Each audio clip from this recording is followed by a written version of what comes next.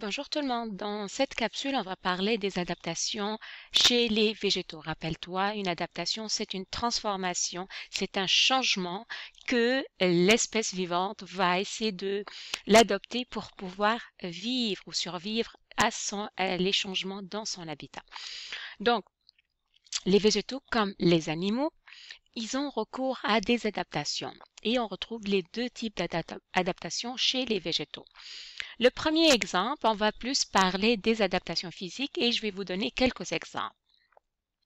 Par exemple, on va parler, premier changement, première adaptation qu'on va parler, c'est vraiment les adaptations au niveau du changement de la forme des feuilles. Par exemple, ici, l'érable. Donc, généralement, l'érable, il a une feuille qui est plus large. Et pourquoi? En fait, il a plus accès, donc il est capable de chercher une grande quantité d'eau. Puis, il a besoin aussi, il est capable de capter une quantité importante de lumière.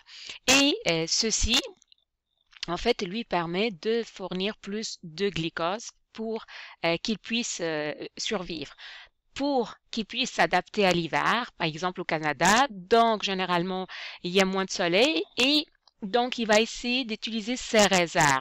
Pour faire ça, pour éviter la perte, qu'est-ce qu'il va faire pour se protéger? Il va plus perdre ses feuilles l'automne et il va passer l'automne et l'hiver sans feuilles.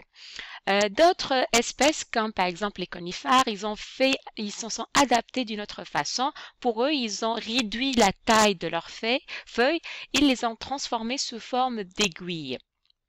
Et ça leur permet d'éviter la perte d'eau. Par contre, ils les gardent durant toute l'année. Un autre exemple d'adaptation chez les végétaux, on va parler de mimétisme. Rappelle-toi, le mimétisme, c'est qu'une espèce, elle va essayer d'imiter, de copier une autre espèce.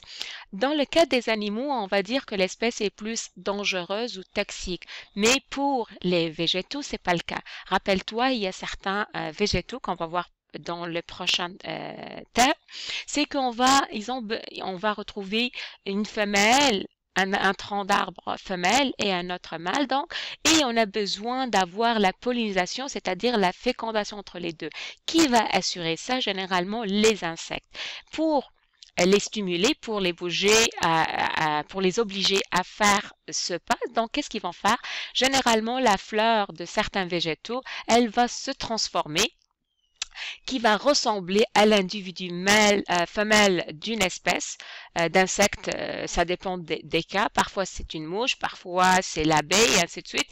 Pourquoi? Pour attirer le mâle à se positionner sur cette fleur et comme ça, il va assurer la pollinisation.